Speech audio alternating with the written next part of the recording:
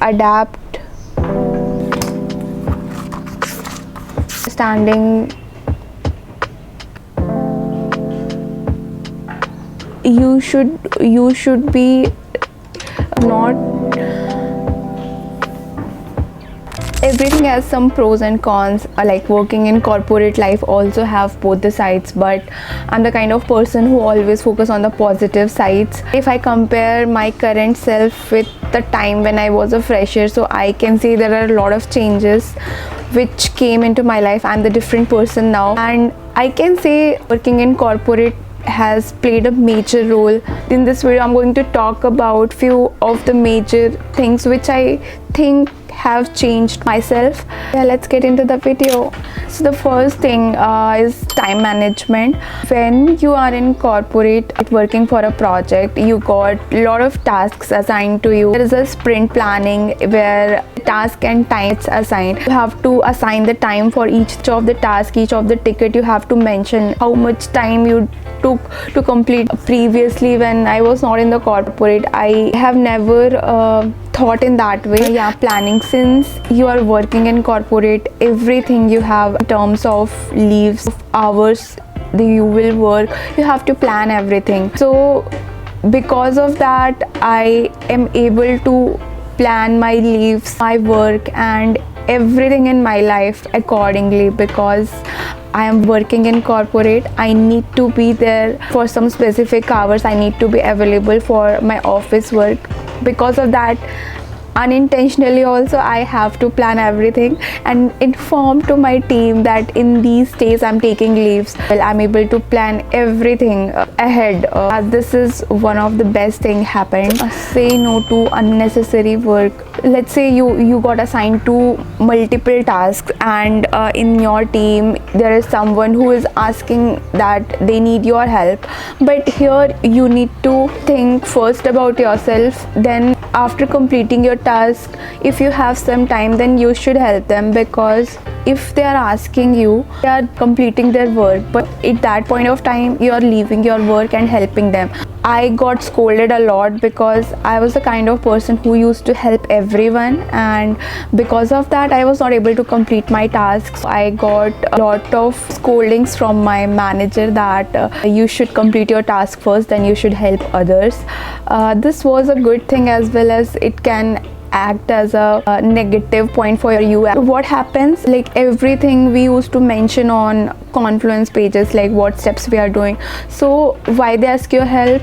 They don't want to go through read those documents, those long documents, and they want an instant answer. In that case they will reach out to you. That it should save their time, but what is happening, you are wasting your time. Now I started telling them that you should read this Confluence and you will get your answer. After that, if they will not able to get it, then I first complete my work and then help them.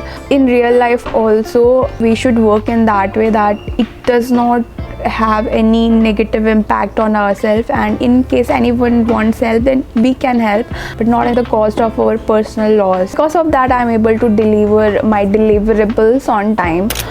There are times when all the work you do, you might be working since 1 month, 2 months, but you present it to someone, they didn't like it, maybe it got failed completely, but at the same time it always makes you learn that you can have the courage to start from zero. Now I started taking everything in my life in the same way. Sometimes when I visit my hometown, so I miss my gym. When I used to follow a healthy lifestyle, I'm not able to continue it till so long. How my mindset became now, that I used to take it in that way that if I crash my diet multiple times, if I miss my gym multiple times as well, then I can start from zero.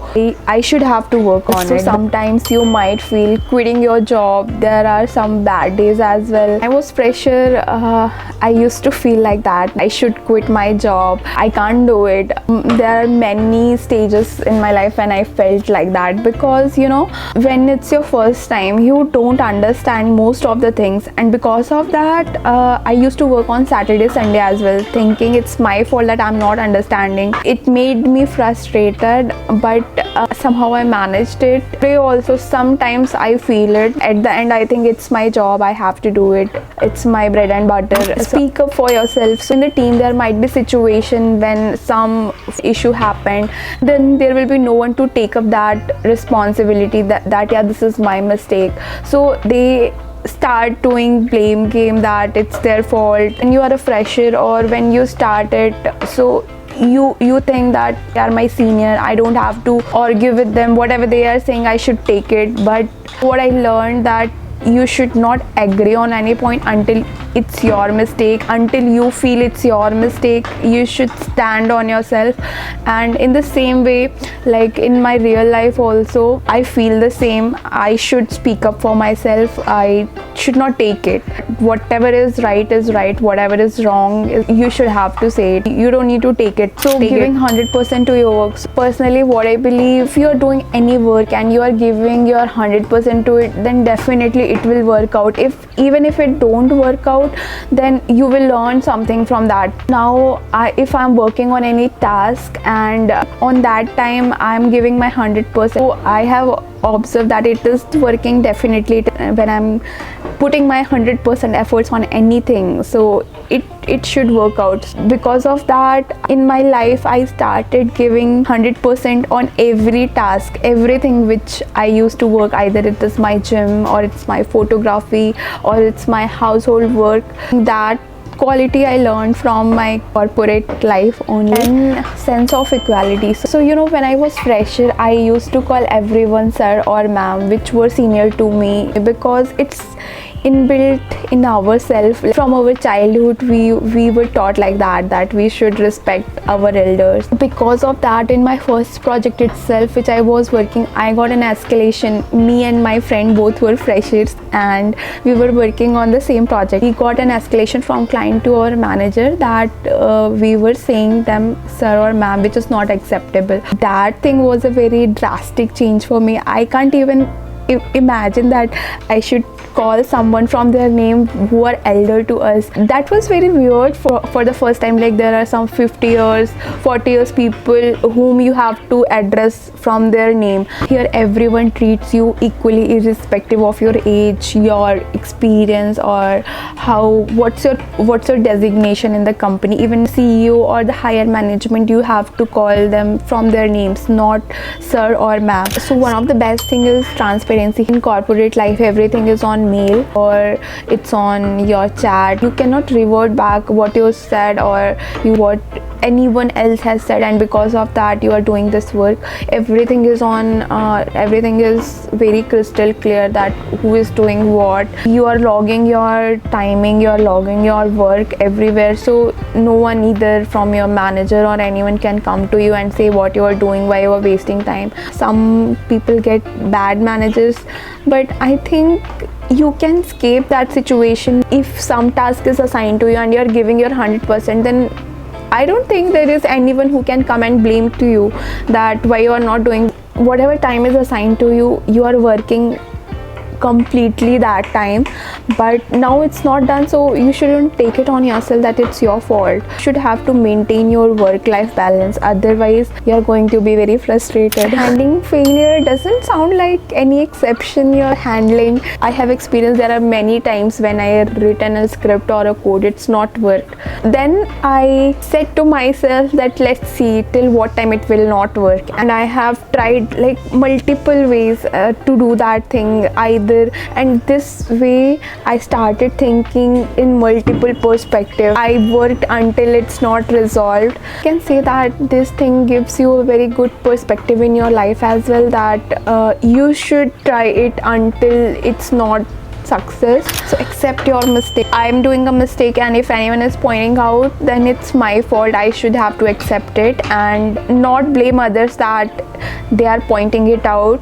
I need to take care for the next time, that next time I should be very careful. Initially when I do any mistake and someone come and point out that it's my mistake, I used to feel very bad. Now if I do some mistakes, then I I am kind of accepting it, because the manager who is pointing it out, or any other person who is pointing out your mistake, should be answerable to some other person, and it's fine, they are doing their job, what is assigned to them. In real life also, let's say if I made any mistake, I just don't think about it. I in place of thinking that why I did it, if I would have done this then it shouldn't happen, in place of thinking that, I used to think that next time I would not do it. I think in that pace only.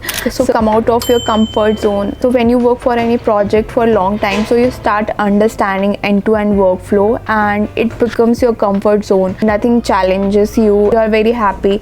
But if you want to grow, then definitely you have to switch. You need to adapt some other environment and work culture. I was working in my first company. I spent like 1 or 2 years there. I felt bad when I was leaving, but now I started understanding life, that if you have to grow, you need to take some decisions and you need to adapt changes very gracefully. Then only you can move forward in your life. So yeah, these are the few things which I think I learned from my corporate life, and they had a major impact on my day-to-day life as well.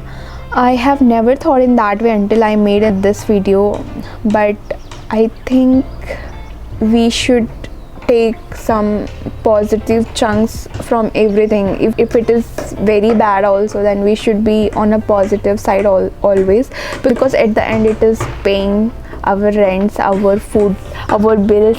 So we should respect our job, and we should take it in a positive way always. So I hope you found this video interesting, and if you want to check out the other content, then you can go through my YouTube channel, and in case you like something, then consider subscribing. Until next time, bye bye.